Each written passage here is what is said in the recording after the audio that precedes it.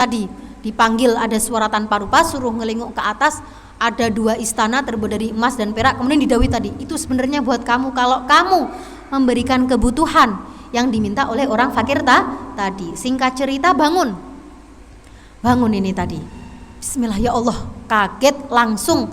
Pagi itu juga orang qadhi ini tadi nyamperin, datang ke rumah orang Nasrani yang dimaksud dalam mimpi itu tadi. Datanglah sret, wahai orang Nasrani, wahai Nasrani, ya Allah, saya tadi malam mimpi ini gini. Sekarang gini saja, semua kebaikan yang sampean beri kepada orang fakir kemarin, itu saya bayar berapapun. Saya bayar bahkan lebih mahal daripada harga semestinya, saya bayar semuanya. Kemudian apa kata orang Nasrani?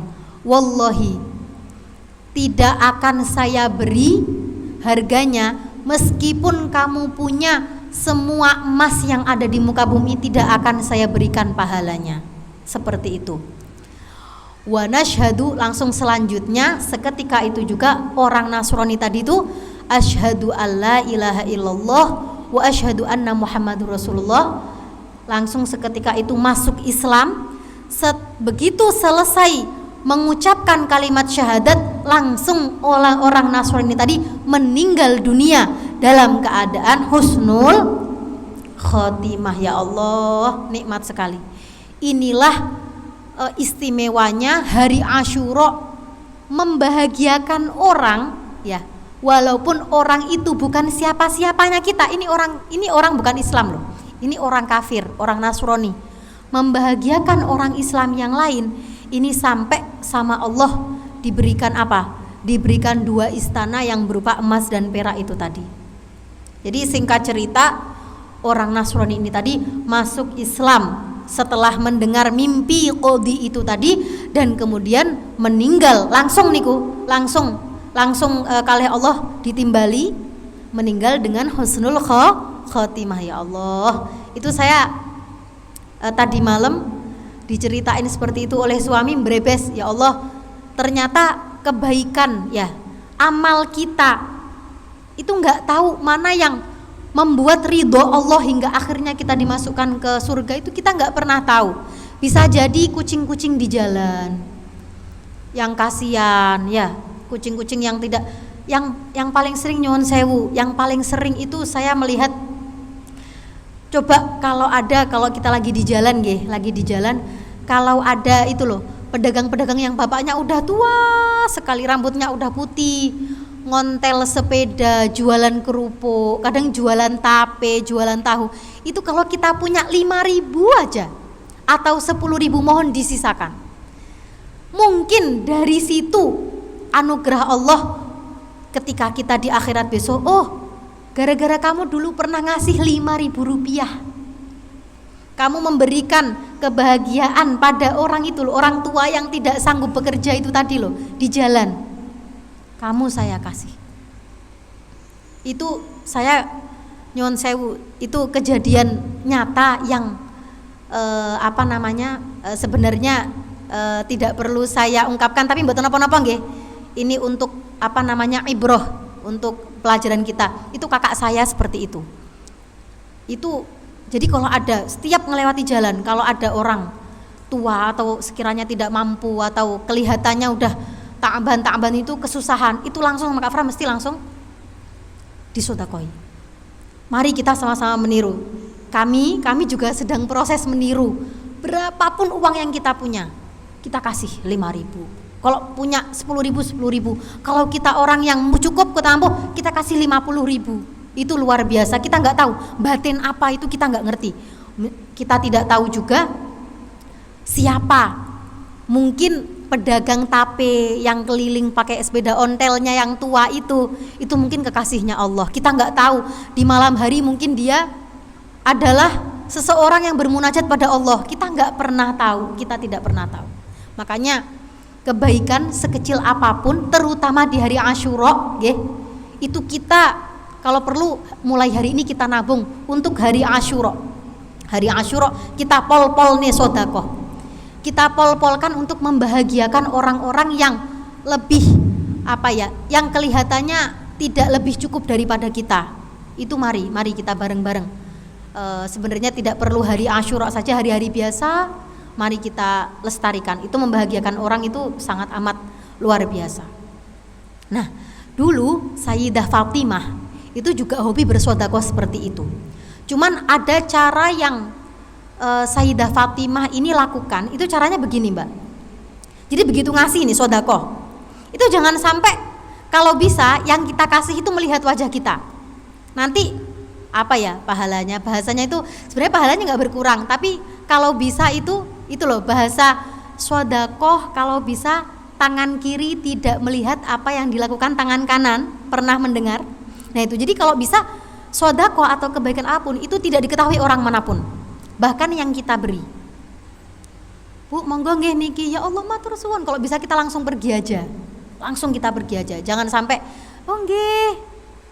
Monggo, tahu wajah kita. Itu lebih baiknya kalau mengikuti metodenya Sayyidah Fatimah itu seperti itu. Jadi begitu sedekah langsung ditinggal. Sedekah langsung ditinggal itu seperti itu. Mari kita bersama-sama meniru. Meskipun apa yang kita punya 2.000, 5.000 kayak kalau punya makanan yang tidak tidak dimakan, kita sedekahkan kepada tetangga kita yang sekiranya kurang mampu. Itu luar biasa pahalanya, luar biasa sekali. Okay? Itulah sekelumit dari kisah bulan Muharram. Mari sekarang kita membahas tentang fadilahnya, okay? Apa saja yang sebentar kita bahas sedikit. Kemarin sempat ramai diperbincangkan 1 Muharramnya, nggih, kemarin nggih.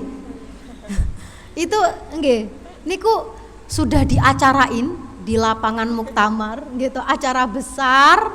Ternyata mak kelunting Isya.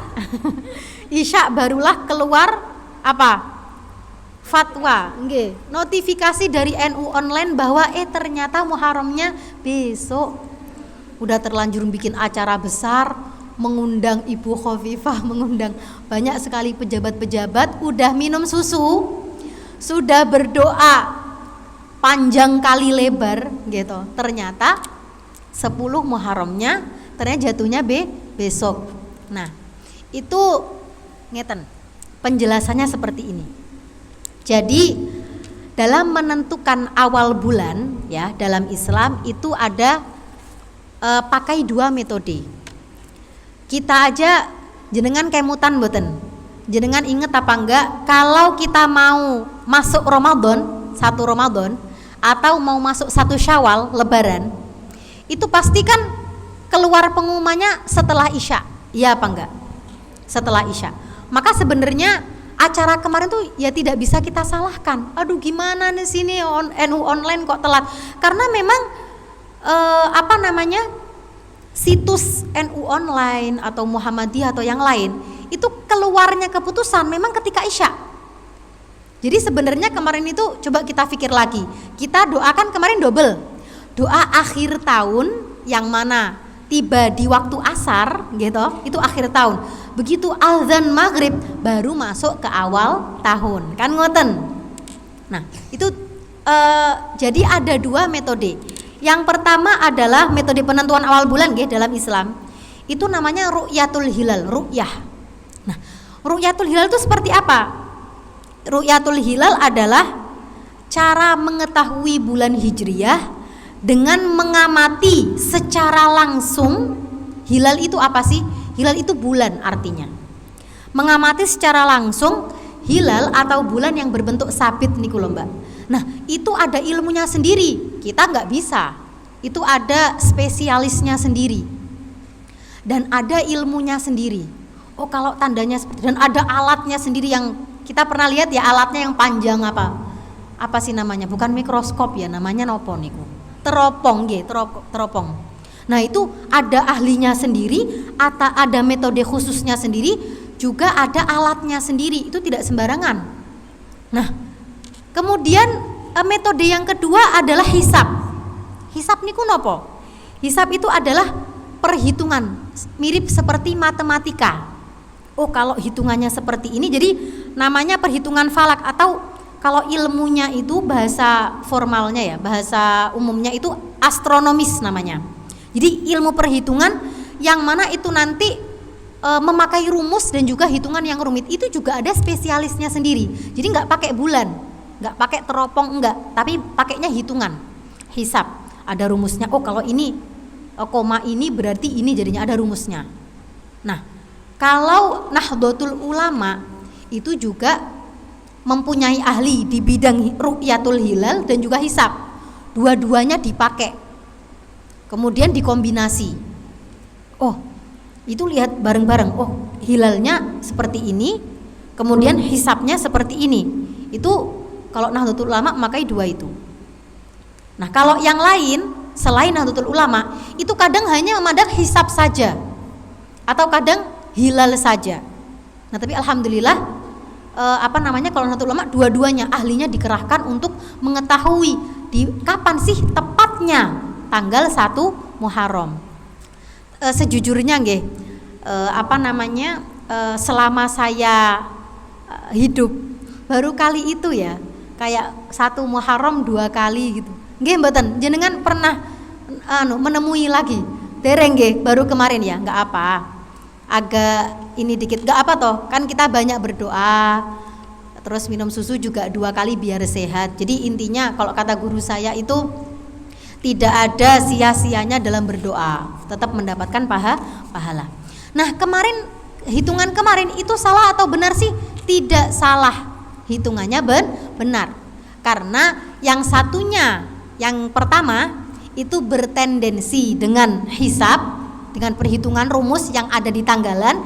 Yang satunya melihat hilal. Setelah diteropong ternyata belum terlihat nih, bulan sabitnya belum mencapai posisi lah, seperti itu. Ada ilmunya sendiri. Ternyata besoknya. Nah, itu tidak masalah, tidak apa-apa. Nah, lalu sekarang kita membahas tentang Asyura nggih. Asyura itu perbedaan kalau melihat ru'yah dan hisab itu ada 2 pendapat. Hari Asyura besok ini, jika berpijak pada ru'yah ya, ru'yah itu mengikuti bulannya, teropongnya berdasarkan 1 Muharram yang kemarin, maka 10 Muharram itu jatuh pada tanggal 17 Juli 2024, yaitu hari Rabu. Jadi malam Rabu itu sudah tanggal 10 Muharram. Jadi beberapa fadilah kesunahannya sudah mulai bisa dilakukan. Itu kalau melihatnya ru'yah pakai teropong. Tapi kalau lihatnya hisab, hitungan rumus tadi, hitung-hitungan tadi, maka jatuh pada hari Selasa, agak awal. Malam Selasa itu, hari Selasa tanggal 16 Juli 2024. Itu kalau melihatnya Asyura. Cuman karena kita alhamdulillahnya kita punya pemerintah juga, pemerintah kita itu mbak-mbak nyuwun sewu itu juga melihat ru'yah, juga melihat hisab. Ru'yatul hilal juga hisab, memperhitungkan keduanya. Maka kita tunggu saja 10 Muharramnya itu jatuh pada hari apa, kita ikuti pemerintah. Sebagian besar keputusan Nahdlatul Ulama itu juga mengikuti pemerintah. Mari kita kita tunggu kita tunggu bagaimana besok. Oke, mungkin bisa dicatat apa saja kesunahan-kesunahan yang ada di hari Asyura. Nah, pada zaman dahulu, ini cerita sedikit, kenapa sih sunahnya itu juga puasa hari Tasu'a? Tasu'a itu nopo? Tanggal 9 Muharram. Kalau Asyura itu tanggal 10 Muharram.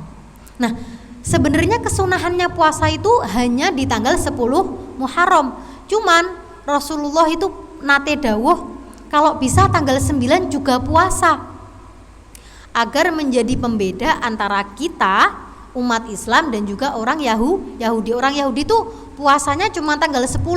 Nah, biar kita beda dengan orang Yahudi, kita puasanya 2 hari, tanggal 9 dan juga tanggal 10 Muharram. Namanya Tasu'a dan Asyura. Nah, apa saja kesunahannya? Pertama puasa, yang jelas nggih ini hari Asyura. Dalam kitab I'anatul Thalibin ini disebutkan yang pertama adalah puasa.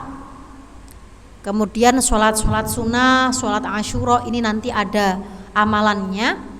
Kemudian silaturahim, berkunjung,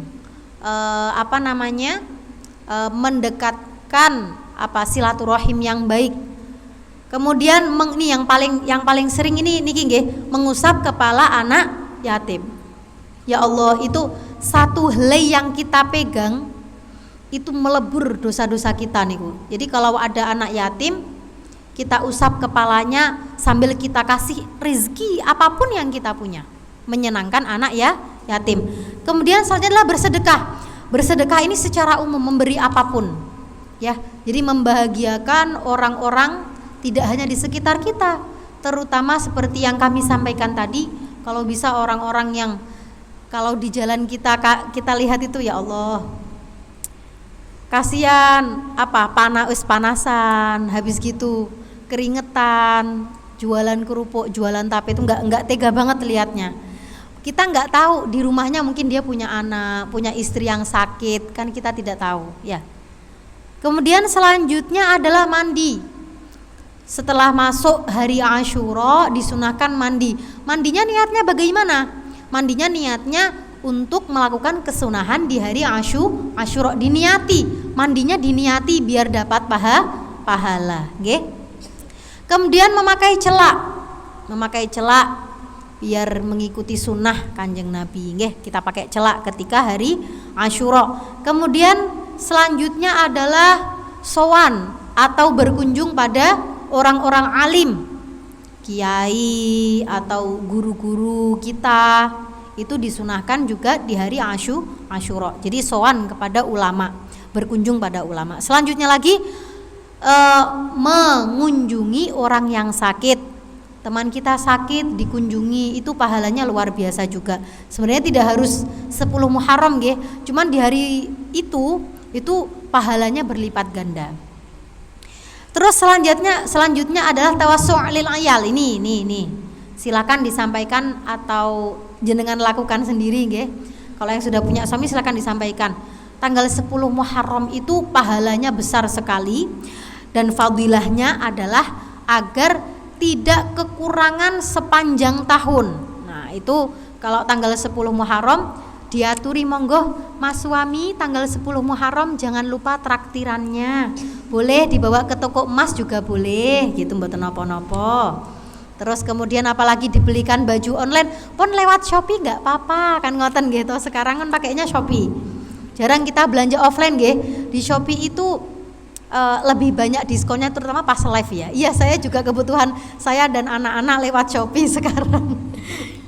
Kemudian memotong kuku, ini juga disunahkan di hari Asyura. Memotong kuku, adik-adiknya yang masih kecil, keponakan-keponakannya, kalau jenengan nganggur kalih dipotongin kukunya mboten napa-napa. Kemudian membaca surat Al-Ikhlas beserta nanti insyaallah akan di-share tentang doa-doanya nggih. Nanti insyaallah akan di-share di akun-akun yang bermanfaat insyaallah, di akun Lirboyo dan akun yang lain insyaallah, ngoten nggih. Jadi bisa kita simpulkan bahwasannya untuk permasalahan 1 Muharram yang rame kemarin itu tidak ada masalah. Intinya sama-sama benar. Yang pertama ya, yang katanya salah padahal tidak salah, itu kalau mengikuti hisab. Oke, kalau mengikuti hitungan hisab. Nah, tapi kalau besoknya mundur sehari, nah itu kalau mengikuti ru'yatul hilal, melihat hilalnya. Dan itu sama-sama benar. Monggo ikut yang mana mboten napa-napa. Cuman karena kita biasanya ikut pemerintah nggih, alhamdulillah kita itu ada yang kita ikuti, yaitu pemerintah pasti mengeluarkan pengumuman. Nih, lebarannya tanggal segini.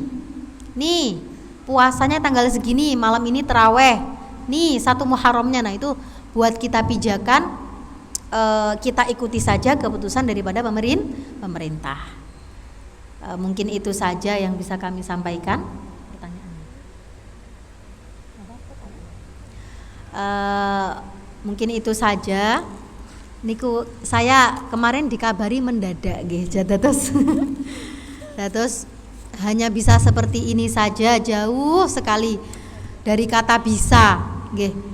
Ini hanya cerita sharing nggih. Kita tuh cerita, tidak ada saling mengajar atau enggak, kita cerita, sama-sama cerita.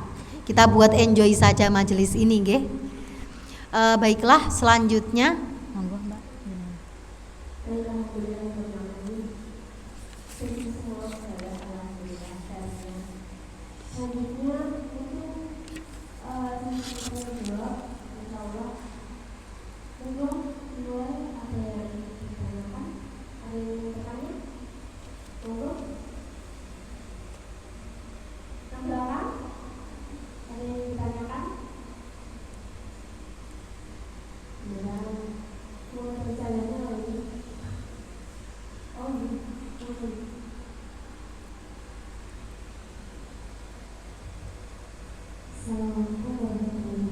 Waalaikumsalam. Untuk anak-anak yang mengenal ini, kan ini mau awal kembali jadi sekolah. Nggih. Itu betul. Biar seiring dengan ngaosnya Nggih. Oh nggih.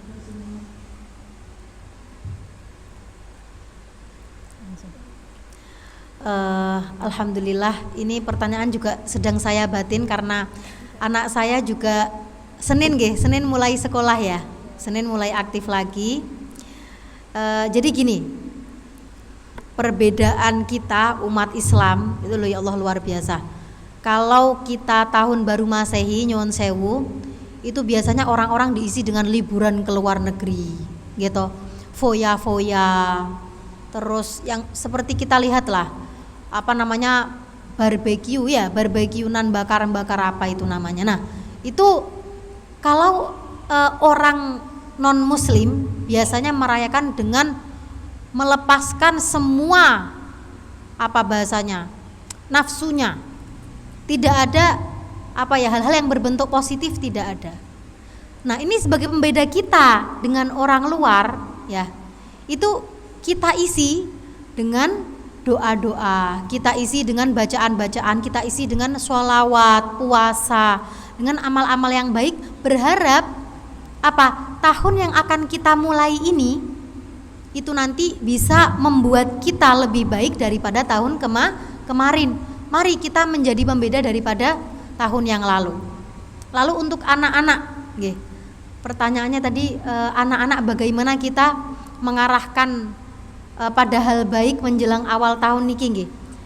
Jadi anak-anak niku memang kita sebagai ibu itu harus bisa menjadi contoh ya, harus bisa menjadi contoh. Kalau kita sering terlihat oleh anak-anak, misalkan contoh membaca Yasin setiap maghrib, membaca Yasin setiap subuh, membaca Waqiah setiap sore, itu nanti anak-anak itu rasa ingin tahunya muncul. Oh, kok ibu saya kok sering ini ya membaca-baca ya, saya ikut-ikutan. Jadi sebenarnya bagaimana sih cara kita mendorong anak kita agar terbiasa melakukan hal-hal baik? Itu bagaimana dari diri kita sendiri. Bagaimana kita menjadi contoh yang baik, uswah hasanah bagi anak-anak kita. Itu dimulai dari sebenarnya anak-anak nih Mbak G. Kalau saya alami sendiri, itu lebih cepat nyantol dengan melihat. Karena dengan melihat, mencerna, menyimpulkan sendiri, kemudian melakukan, mengikuti, meniru. Tapi kalau dikasih tahu, itu lama nyantolnya, harus berulang kali. Tapi kalau melihat, oh ya Allah, ayah saya, ibu saya kok Masya Allah ya, setiap maghrib membaca Simtud Duror misalkan. Oh setiap subuh membaca Yasin. Saya kasih tips niki ada tips sedikit, ini ijazah dari abi saya. Kalau ingin rizkinya lancar itu setiap subuh membaca Yasin. Subuh sebelum masuk waktu duha ya. Itu membaca ya Yasin. Jenengan kalau subuhnya kesiangan wis habis sholat subuh, assalamualaikum warahmatullahi wabarakatuh, langsung baca Yasin. Yang penting jangan melebihi waktu subuh, nggih. Jangan sampai waktu subuhnya habis. Itu sampean langgengkan setiap hari coba. Nanti coba akan ada perubahan insya Allah di rizki kita, terutama rizki finansial nggih. Niku Yasin di pagi hari, Yasin di subuh hari itu untuk jalbur rizq, salah satu manfaatnya itu. Yasin saya kira sudah pada hafal nggih, gitu.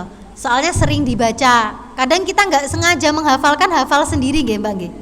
Sering dibaca akhirnya hafal sendiri. Nah itu seperti itu.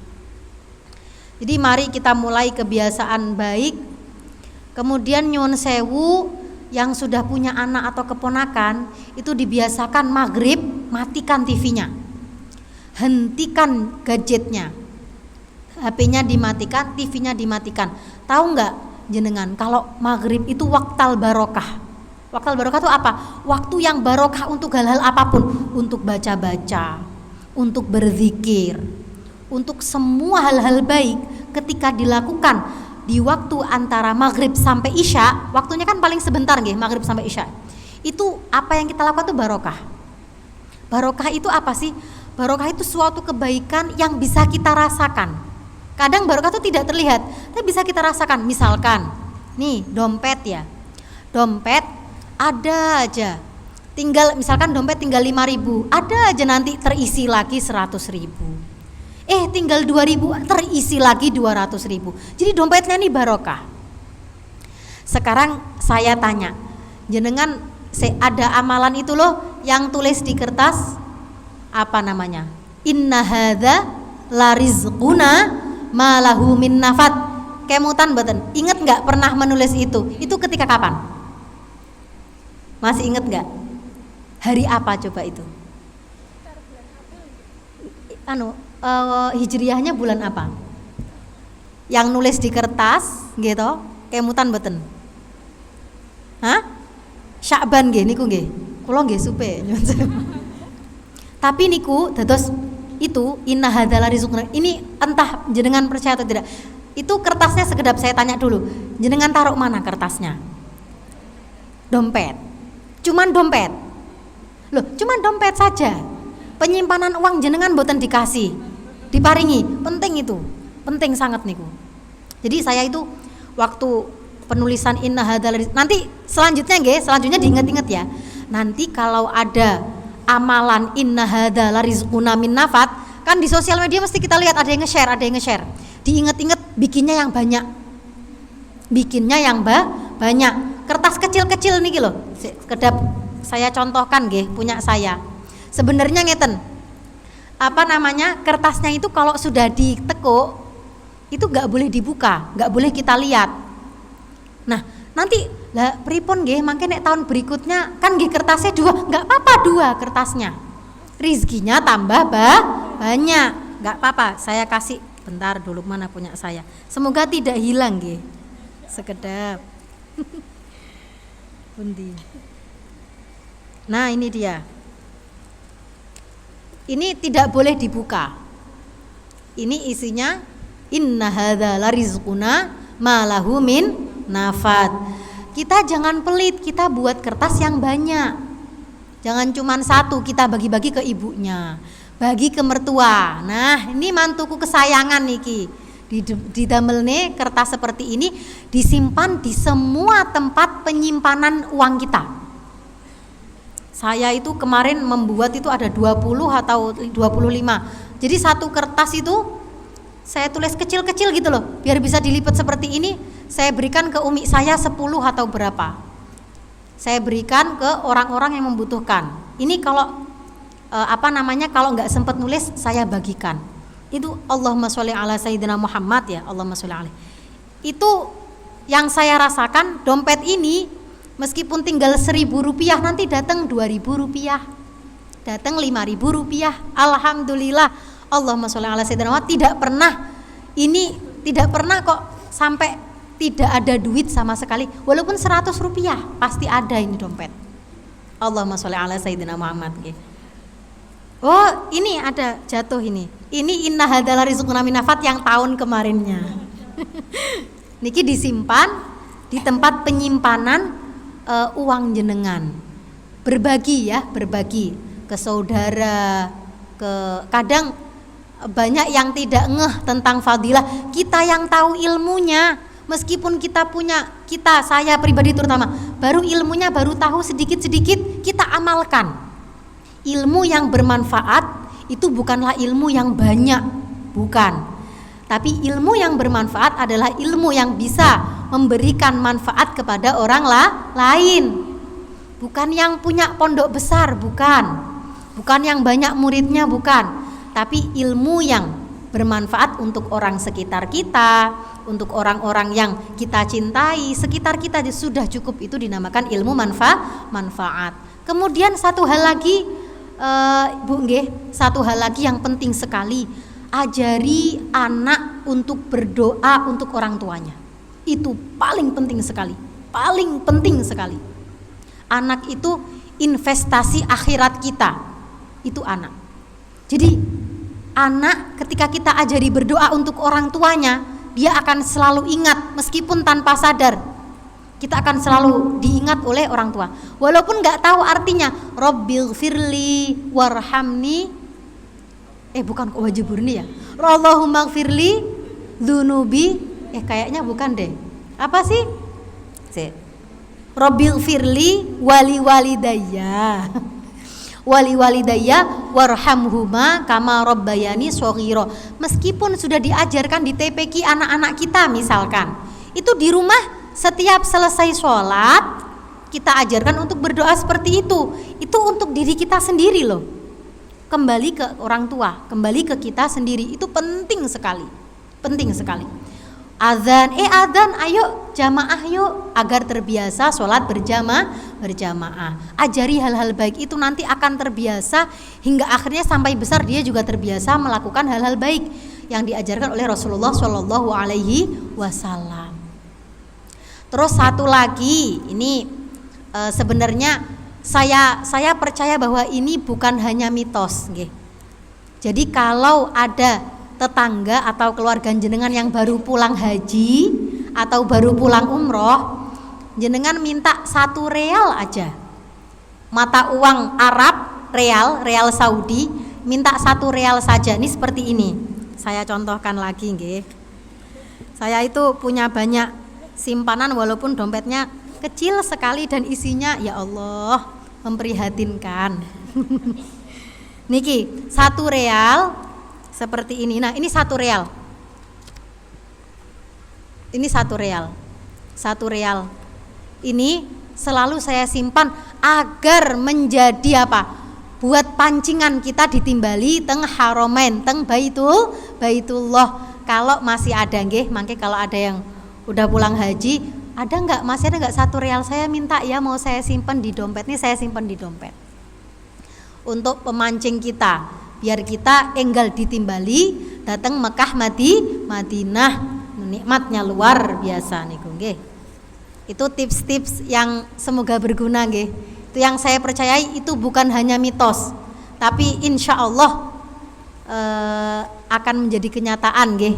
Jadi kita nyimpen real. Terus tadi malahumin nafat niku, ya Allah niku saestu jenengan merasakan boten. Yang penting jangan dibuka loh nggih. Kalau bisa tuh disolasi, Mbak. Disolasi, terus biarkan saja di dompet.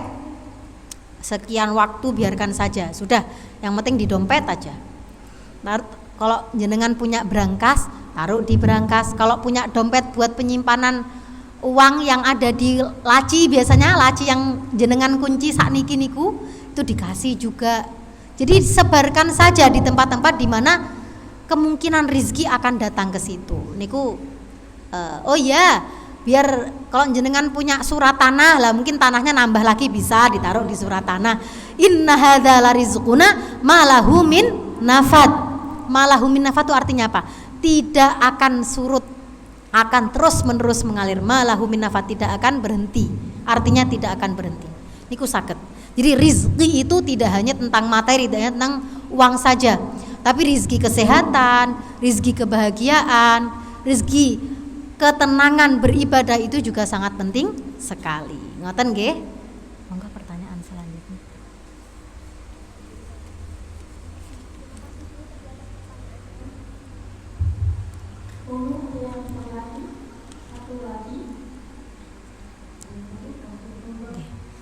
Nyuwun sewu, temanya tidak harus awal tahun mboten napa-napa, monggo.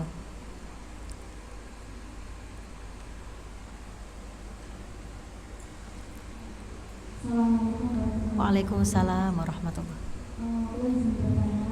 Bagaimana kita tetap istiqomah melakukan hal tersebut tidak hanya di bulan Ramadan.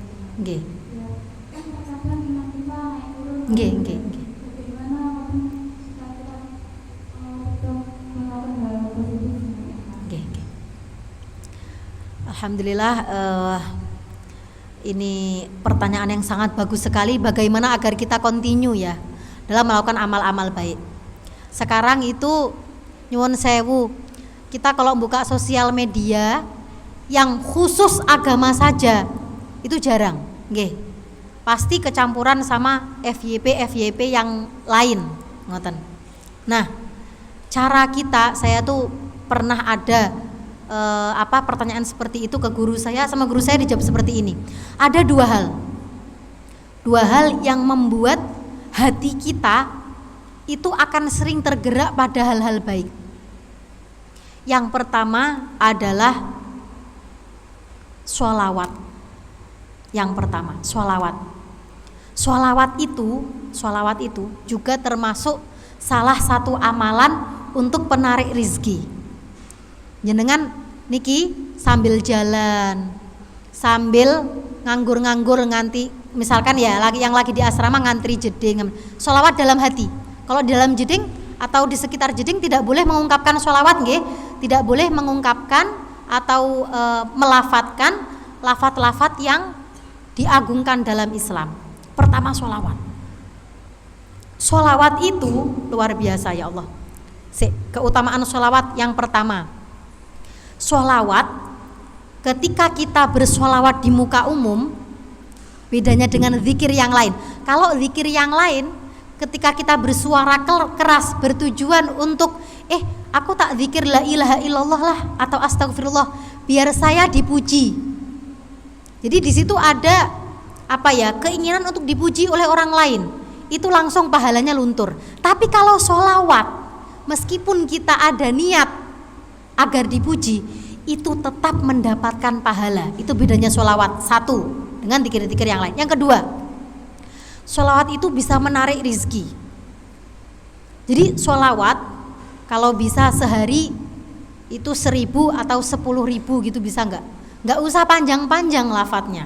Shallallahu ala Muhammad, shallallahu ala Muhammad dalam hati, atau diungkapkan sedikit shallallahu ala Muhammad gitu, atau habis sholat, atau sambil nganggur, atau sambil nunggu HP dicas, sambil nulis-nulis shallallahu ala Muhammad, shallallahu ala Muhammad. Itu luar biasa manfaatnya. Dulu itu saya ceritakan nggih sedikit. Dulu itu saudara saya itu mau bangun rumah cuman punya uang 10 juta. 10 juta mau bangun rumah. Bayangkan, hanya 10 juta. Itu semennya aja kayaknya nggak dapat ya. Satu semennya untuk semennya aja itu tidak dapat. Kemudian sowan kepada seorang kiai. Ini bagaimana kiai? Saya ini punya tanah tapi saya nggak bisa bangun, saya nggak punya uang. Uang saya cuma 10 juta, bahkan untuk semen saja ini kurang. Bagaimana? Kemudian sama kiai itu didhawuhi, langgengkanlah, istiqomahlah sholawat sehari itu sebanyak 10.000 kali. Ya Allah, Masya Allah. Sampai sekarang entah uang dari mana, dana dari mana, itu sekarang rumahnya berdiri megah dan usahanya lancar jaya, makmur sejahtera, Mbak. Berkah sholawat, yang mana sholawat itu dilakukan dengan istiqomah. Sebenarnya nyuwun sewu, amalan itu tuh ringan. Yang sulit tuh istiqomahnya niku lho nggih mboten.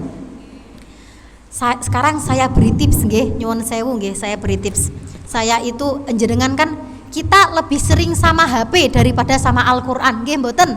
Ya Allah, nggih kan? Sudah jujur saja karena saya pun nggih begitu sami. Nah, caranya bagaimana? Kita ajak HP kita ini untuk berzikir, untuk mengingatkan kita. Jenengan sekarang nyuwun sewu, coba dibuka alarmnya, saya mau lihat.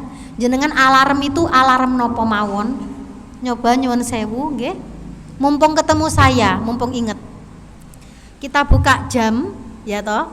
Setelah jam, kita buka alarm jenengan tulisannya nopo mawon. Terus jam berapa aja? Sholat subuh. Yang lainnya berangkat sekolah. Terus jadwal ngajar, nggih. Boleh nggak ditambahin? Tapi sekarang nggih, kalih kula nggih, sama saya ya, ditambahin nggih. Jam 3 ditulisin bismillah istiqomah tahajud atau bismillah, harus kasih bismillah. Jangan kan? Bismillah jam 3 tepat nggih. Bismillah istiqomah tahajud. Terus jenengan setel setiap hari. Jadi biar jenengan mangke nek denger alarm inget saya, walaupun karo mangkel-mangkel, ih enak-enak turu kok ditangene iki gara-gara ndek ingi, iki gara-gara ahad ndek ingi. Ngapunten nggih mboten napa-napa, jenengan enggak suka sama saya enggak apa. Yang penting jenengan bangun pun ngoten mawon. Bismillah istiqomah tahajud. Jam pinten niku nyuwun sewu? Jam 3. Selanjutnya subuh di alarm napa mboten? Subuh di alarm, sudah di alarm pun loncat. Kemudian jam 5 membaca Yasin. Membaca Yasin jam 5. Tetap di alarm walaupun kita sudah bangun, di alarm saja. Jam 5 membaca Yasin setiap hari nggih. Jam 5 pagi subuh. Mboten 5 sore, 5 pagi membaca Yasin. Pun tidak usah amalan yang lain dulu, Yasin saja dulu, mboten napa-napa. Sampun? Terus sekarang jam 15.35. Jam 15.35 dipasang membaca Waqiah. Nah, niku. Membaca surat Waqiah. Surat Waqiah itu luar biasa itu juga. Turun temurun dari zaman Rasulullah niku. Surat yang luar biasa. Surat Waqiah nggih. Sampun jam 3:30 nggih. Kedap-kedap niku jenengan setel setiap hari nopo hanya hari ini saja? Setiap hari nggih? Nggih, matur suwun. Pun. Sekarang maghrib. Maghrib jenengan wiridane nopo biasanya? Derek mawon. Rotibul haddad nggih mboten? Wirdul latif boleh. Sudah di alarm dereng? Tolong di alarm nggih. Yang punya wiridan wirdul latif monggo, yang enggak punya rotibul haddad. Niki cerita sedikit rotibul haddad. Kalau tidak punya rotibul haddad, habis ini bisa mencari di internet lalu minta diprintkan, dikasih kertas kecil. Niku nanti bisa dibawa kemana atau di screenshot, disimpan filenya. Rotibul haddad niki kejadian nyata, ngapunten cerita sekedi, rotibul haddad luar biasa. Jadi sekitar 5 tahun yang lalu niku kakek saya kan, ibu saya dari Jawa Tengah. Ibu saya itu dari Jawa Tengah. Nah, makomnya kakek saya dari ibu itu waktu itu ada pemugaran, dipugar, pokoknya dipugar. Intinya tanahnya itu mau dilebarkan agar lokasi makam strategis, kan seperti itu. Ya Allah, niku Allahumma sholli ala sayyidina Muhammad. Sebentar, saya agak deg-degan karena saya dengar cerita itu tidak menyaksikan langsung, cuman ada fotonya. Nah, niku ketika dibuka di keduk tanahnya kan terpaksa dipugar nggih kuburannya. Niku kainnya putih bersih dan juga wajahnya itu cerah dan tidak berkurang sedikit pun, sak rambutnya itu masih utuh beliau niku. Kakeknya umi saya. Ya, jadi kakeknya umi saya itu ya Allah luar biasa sekali. Itu ketika ditanya, jadi Habib Toha Al Munawar, ketika ditanya amalannya apa, itu mengistiqomahkan setiap ba'da maghrib. Kalau bisa rotibul haddad niku, kalau dawuhnya umi saya, dawuhnya ibu saya, itu jangan sampai berkata apapun dulu. Jadi begitu, assalamualaikum warahmatullahi wabarakatuh, wiridan langsung tanpa mengucapkan sepatah kata pun langsung membaca rotibul haddad. Sebentar kok mbak niku, sebentar banget, dan isinya zikir-zikir yang biasa kita ucapkan niku kalau malam Jumat kayak tahlilan gitu. Nah, niku membaca Ratibul Haddad, istiqomahnya yang paling terlihat sering adalah itu Ratibul Haddad, hingga akhirnya jasadnya itu wangi, bersih tanpa kurang satu apapun. Niku kakeknya umi saya. Dan Allahumma sholli ala Muhammad itu bisa kita ambil iktibar bahwa ternyata Ratibul Haddad itu fadilahnya tidak hanya di dunia, namun sudah diperlihatkan. Ya Allah, kita yang masih hidup bisa menyaksikan betapa luar biasanya Ratibul Haddad dengan itu semua. Ngoten nggih? Coba ngapunten di absen lagi tadi yang pertama jam 3 nopo tulisannya? Tahajud. Lalu jam 5 nopo? Membaca Yasin. Nggih, kalih terus jam 3:30 membaca waqiah. Lalu ba'da maghrib Ratibul Haddad. Jam pinten Ratibul Haddadnya? Mantun maghrib pas. Niku kalau bisa jangan ngobrol dulu, langsung kita bacakan nggih ngoten. Mungkin itu saja yang bisa kami sampaikan. Kurangnya banyak sekali nggih, ya Allah. Senang sekali bisa sharing, alhamdulillah senang sekali. Jika ada yang banyak yang kurang, monggo saged mangke japri kula nggih. Ini kayaknya salah deh, monggo nanti bisa saya benahi. Terima kasih atas waktunya dan antusiasnya dari saya yang tidak bisa apa-apa ini, dan kami mengucapkan sekali lagi terima kasih sudah bergabung. Wabillahi taufiq wal hidayah waridho wal inayah. Assalamualaikum warahmatullahi wabarakatuh.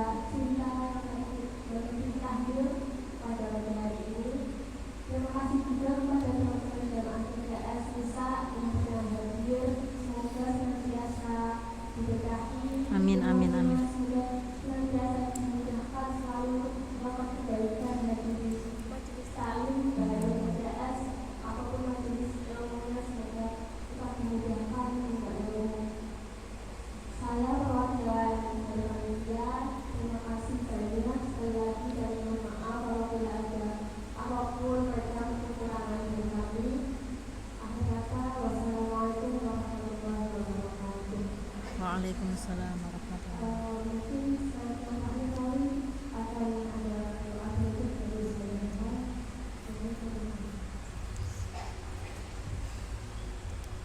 Baiklah,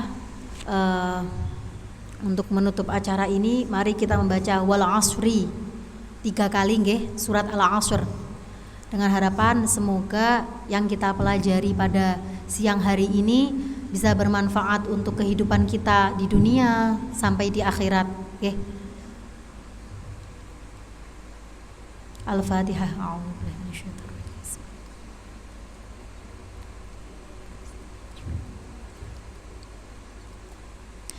Bismillahirrahmanirrahim. Wal 'asri innal insana lafi khusrin illa alladhina amanu wa 'amilus solihati wa tawashaw bil haqqi wa tawashaw bis sabr. Bismillahirrahmanirrahim. Wal 'asri innal insana lafi khusrin illa alladhina amanu wa 'amilus solihati wa tawashaw bis sabr. Bismillahirrahmanirrahim. Wal 'asri innal insana lafi khusrin illa alladhina amanu wa 'amilus solihati wa tawashaw bil haqqi wa tawashaw bis sabr. Alhamdulillah. Mari kita membaca doa kafaratul majlis. yang mana doa tersebut fadilahnya adalah agar semua dosa-dosa kita di majelis ini, entah dosa apapun itu, agar dilebur oleh Allah Subhanahu wa taala.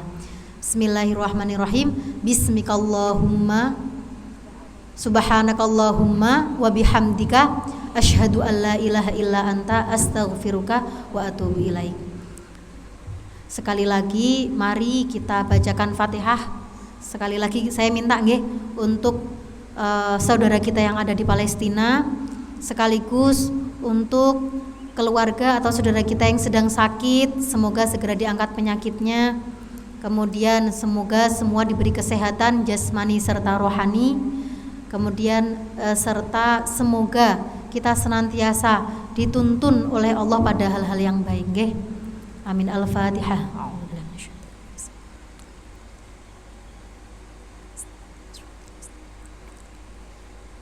Assalamualaikum warahmatullahi wabarakatuh.